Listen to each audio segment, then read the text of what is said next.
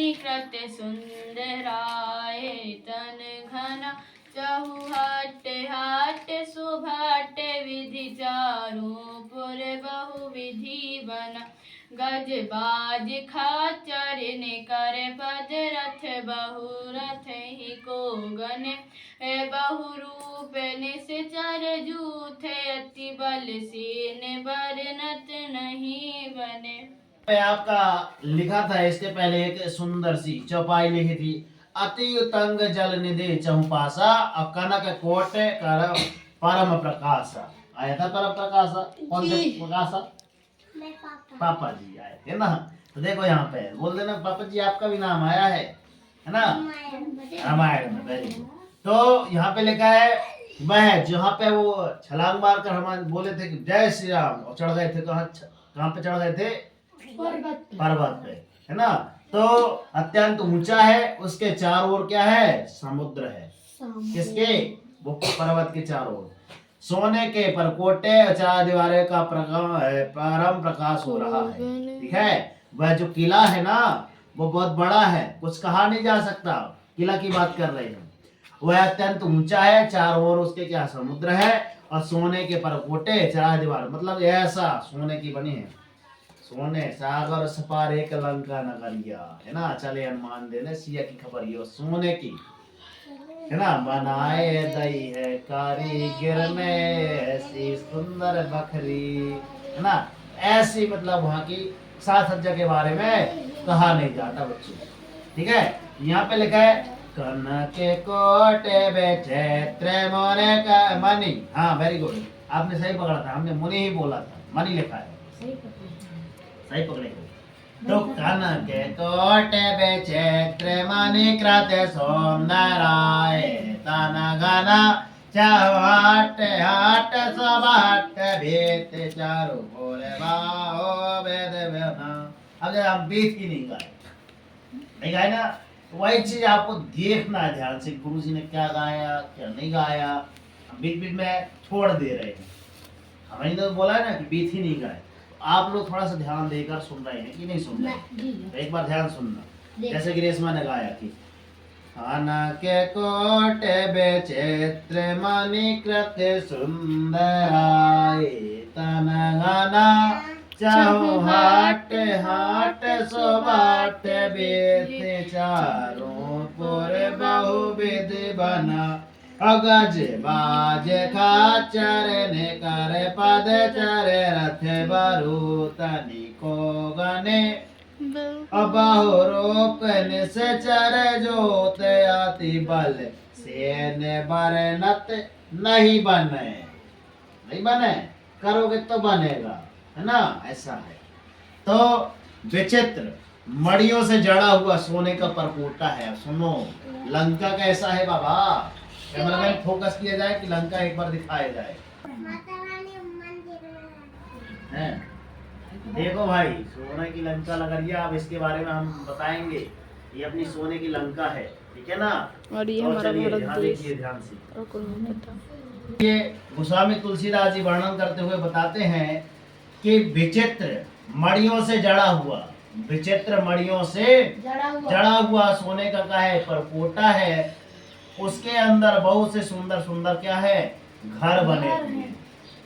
उसके अंदर बहुत छोटे सुंदर सुंदर क्या बने हैं? घर बने हुए हैं। चौराहे, बाजार, सुंदर मार्ग और ढेर सारी गलियां हैं। क्या है? गलियां। सुंदर नगर बहुत प्रकार से क्या है? सजा हुआ है। जैसे आप भी अपनी क्या आ जाएंगी, नवरात्रि आ जाएंगी तो देखना फिर आहा क्या सजावट होती है ना। वो ठीक है, फिर आगे चलते हैं। हाथी, घोड़े, खच्चरों के समूह तथा पैदल और रथों के समूह को कौन गिन सकता है? इतने ढेर सारे, मतलब झुंड के झुंड जा रहे हैं। ठीक है, अनेक रूपों के राक्षसों के दल हैं। उनकी अत्यंत बलवती सेना वर्णन करते ही नहीं बनती। ऐसा गोस्वामी तुलसीदास जी कहते हैं जब हनुमान जी वहां पर बैठे हुए थे ना तो देखे तो चारों ओर सुंदर स्वर्ण के समान सुंदर को चारों ओर किला हुआ ऐसा सजा रखा था, पर कोटा चारों ओर बना हुआ था। सुंदर सुंदर अंदर घर नजर आ रहे थे और वहां के अंदर रहने वाले, है ना, सुंदर मार्ग, सारी सुंदर गलियां है, इसलिए इसका नाम क्या है? सुंदरकांड है। ठीक है, चलो आगे कौन गाएगा? रुक जा। हाँ।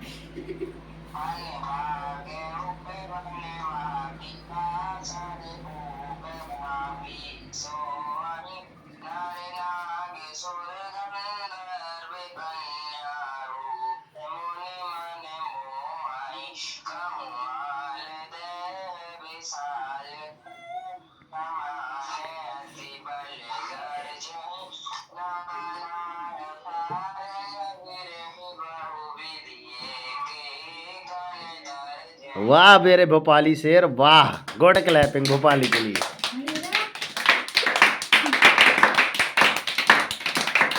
ऐसे देखो भोपाल से रहकर भी अपन प्रसारण देख रहे हैं ना, वेरी गुड। चलते हैं, यहाँ पे देखो ध्यान से।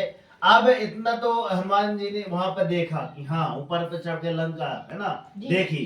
अब लंका के बारे में बताते बताते यहाँ पे गोस्वामी तुलसीदास क्या वर्णन कर रहे हैं। अब वन, बाग और उपवन अर्थात बाग बगीचे, जो उपवन होते हैं उनको बगीचा बोला जाता है। सबने गांव में जो बने हैं ना बगीचे, उनको उपवन बोला जाता है। फुलवाड़ी, तालाब, कुएं और बावड़ियां क्या है? सुशोभित थी। ऐसी ढेर सारी आकृतियां बनी हुई थी और मनुष्य, नाग, देवताओं और गंधर्वों की कन्याएं अपने सौंदर्य से मुनियों के भी मनों को मोह लेती हैं। ऐसी ऐसी सुंदर वहां पे सजावटें हुई थी। कहे ना, कहीं पर्वतों के समान विशाल शरीर वाले बड़े बड़े बलवान पहलवान ऐसे गरज रहे हैं। वे अनेकों अखाड़ों में बहुत प्रकार से भिड़ते और एक दूसरे को ललकारते हैं। मतलब कि कहा जाए इतने बड़े बड़े राक्षस थे, के समान, पर्वत के समान। इसलिए अगर पर्वत किसी एक से टक्कर दे तो वैसे हो जाएगा ना। तो इतने बड़े बड़े हनुमान जी ने वहां पे क्या देखे? राक्षस देखे, किनके जैसे? पर्वत के जैसे। ठीक है जी। तो आगे चलते हैं।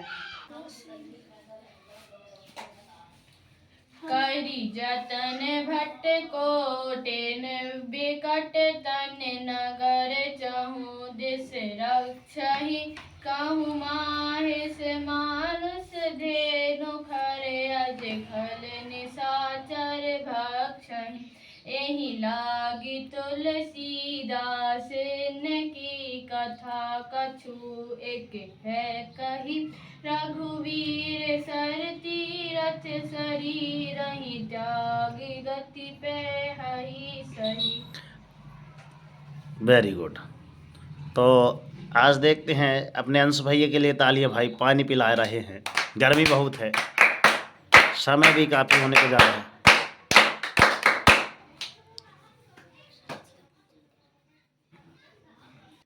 ये अपने अंश भैया है, पानी पिला रहे हैं, पानी पीजिए ऊपर पर। चलो यहाँ पे देखो, अब यहाँ पे अपना छंद में तीसरी छंद यहाँ पे आई है। भयंकर शरीर वाले करोड़ों योद्धा यत्न करने वाले बड़ी सावधानी से नगरी की चारों दिशाओं में, चारों ओर क्या कर रहे हैं? रखवाली। जिनका हनुमान ने बताया था कि यार किनके समान है? पर्वत के शरीर, है ना, पर्वत के समान क्या है उनका शरीर। तो चारों साइड वो बैठे बैठे क्या दे रहे थे? पहरा कि हमारे इधर कोई आए ना, मगर हनुमान जी चुटकियों से आ गए थे। इसलिए ऐसे ऐसे मतलब इनको मात देकर हनुमान जी अंदर आ गए। फिर अब सोच रहे थे कि यार अंदर में जाऊं कैसे, इधर तो बैठे बैठे देख रहा हूँ, मगर तो इतने बड़े बड़े राक्षस हैं बैठे हैं, मैं अंदर नगरी में प्रवेश कैसे करूंगा यार? कैसे करेंगे बताओ प्रवेश? सर हम बताएं? हाँ, चींटी जैसे छोटी, मच्छर का समान है, वही आएगा अभी। मच्छर का समान रूपी कपिधरी, मच्छर के समान, मच्छर के जैसा ना। अब मच्छर उड़ रहा है तो कोई देख लेगा कि यार मच्छर उड़ रहा है, ए बाहर निकलो। तो वहां भी अगरबत्ती लगा देंगे तो नहीं आएगी, है ना। मगर वहां पे देखो आगे चलते हैं, बताएंगे उसकी बात भी। तो कहीं दुष्ट राक्षसों के, भैंसों के, मनुष्यों के, गायों, गधों और बकरों को खा रहे हैं, ये लो, ऐसे चबा जाते हैं, उनको खाते हैं, उनका सब्जी भाजी नहीं खाते हैं, है ना। फिर तुलसीदास जी ने, गोस्वामी तुलसीदास जी ने क्या कहा, इनकी कथा इसलिए कुछ थोड़ी सी कही है क्योंकि ये निश्चय ही श्री रामचंद्र जी के बाण रूपी तीर्थ में, है ना, तीर्थ में शरीरों को त्याग कर परम गति को पावेंगे। अब बोल रहे हैं कौन, गोस्वामी तुलसीदास जी, कि अब इनका ज्यादा वर्णन क्या करना, इनको तो फिक्स है कि यार भगवान श्री रामचंद्र जी आएंगे और एक राम आएंगे, आएंगे राम आएंगे, और आगे एक तीर बार चलाएंगे तो जितने सब पहाड़ रूपी है ना, कौन है राक्षस है, वो अपने आप का हो जाएंगे, परम गति जाएंगे। इसलिए कह रहे हैं कि भाई अब इनके बारे में ज्यादा हम नहीं बता रहे हैं, ठीक है। तो आगे चलते हैं, एक सुंदर सा दोहा है। उरे रखवारे देख बहु कपि मन कीन विचार, और अतिलक रूप धरऊं से नगर करऊं पैसारे, सियावर रामचंद्र जी की जय। अब क्या होता है कि नगर के बहुसंख्यक रखवालों को देखकर हनुमान जी ने मन में विचार किया कि अत्यंत छोटा रूप धरूं और रात के जो समय है ना, नगर में प्रवेश करूं। अर्थात समझ लो, जैसे एक चोर आता है ना, चोर कब चोरी करता है, दिन के रात के ना। तो हनुमान जी तो कहे थे यार अपन हाथ तो गए, अब अंदर कैसे जाएं, तो दिन में तो कभी अपन को अंदर कोई एंट्री करने को न मिलेगा, ऐसा करते कि थोड़ा सा वक्त ढलने को देखा जाए और रात को अपन क्या करेंगे, किला के अंदर प्रवेश करेंगे, है ना। तो किले के प्रवेश कैसे करेंगे, अपन अगले सप्ताह पढ़ेंगे कि कैसे अंदर गए थे, है ना। फिर वहां पे आएगा कि मशक के समान, मच्छर के समान, मच्छर का रूप नहीं रखे थे, मच्छर जितना छोटा होता है ना उतना छोटा वो रूप रख के गए थे। अर्थात जैसे मच्छर कितना होता है, समथिंग इतना, अगर इसका एक दाना निकाल लिया जाए, है ना, तो इतना ही छोटा तो दिखेगा मच्छर, ये इससे भी और छोटा, इतना छोटा हनुमान जी रखते जाएंगे ना, वहां भी एक राक्षसी बैठी रहती है, क्या कहती है, कहाँ जा रहे हो, यहाँ आओ। अब बताओ, वो मच्छर को भी पहचान लेती रही कि हमारे तक मच्छर न हुआ। ऐसा ऐसा नहीं है लंका में, समझे। मगर वो राक्षसी का पहरा दे रही थी कि आप यहाँ के नहीं हो, चलो बाहर निकलो। हनुमान जी बड़े तुरंत में, बताओ भला कितना सख्त पहरा है यार, कि मतलब इतना छोटा हम रूप धर के जा रहे हैं और ये हमको पहचान ली, बोल रहे हो यहाँ के नहीं हो। खैर आगे बताएंगे कि आगे क्या हुआ था, उसका नाम क्या था, ये सारी चीजें हैं। तो कैसा लग रहा है बताओ प्रोफेसर, बहुत अच्छा, कैसा लग रहा है, बहुत ही अच्छा, सबसे अच्छा। मन लग रहा है, चलो अच्छी बात, मन लग रहा है। तो आगे तक चलेंगे अगले अध्याय में, है ना, तब तक जय हिंद। चलो, श्री रामचंद्र कृपाल भज मन हरन भय भव दारुणम, नावे कंज लोचन कंज मुखे करे कंज बजे कंज विरम, कंदर पयगड़त अमित छवि नव नील नीरज सौंदरम, पट पीत मानव तरित रुचि सुचि नाभि जनक सुदागरम, भजो दीन बंधु दिनेश दानव दैत्य वंश निकांदनम, रघुनंदे आनंद कांद कौशल चांद दशरथ नंदनम, सर मुकुट कुंडल तिलक चारु धर अंग विभूषणम, आजानु बोध धर चाप धर संग्राम जित भूषणम, मित वदत तुलसीदास सागर शेष मुनि मनोरंजनम, मने अंजलि वास करुता भावे कले जल गांजे साज सौंदर्य सावेरो करुणा निधान सुजान शील सनेह जानत रावरो यह भांति गौरी आशीष मुनि से सहत रसत अली तुलसी भवानी पूजे पुने पुने मुदित मन मंदिर चली जानी गौरिया निकोल सियार सुना जाए है कहे राम मंजुल मंगल मूल बामे अंगे फर लगे। चलिए तो अपन अब समापन की ओर चलते हैं, आरती गाएंगे। आरती में आन राज राम हो संगई में सिया जी को लाना, सिया जी को लाना संग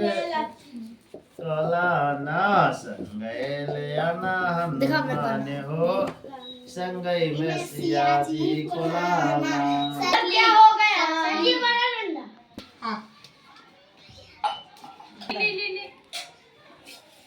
होने को जा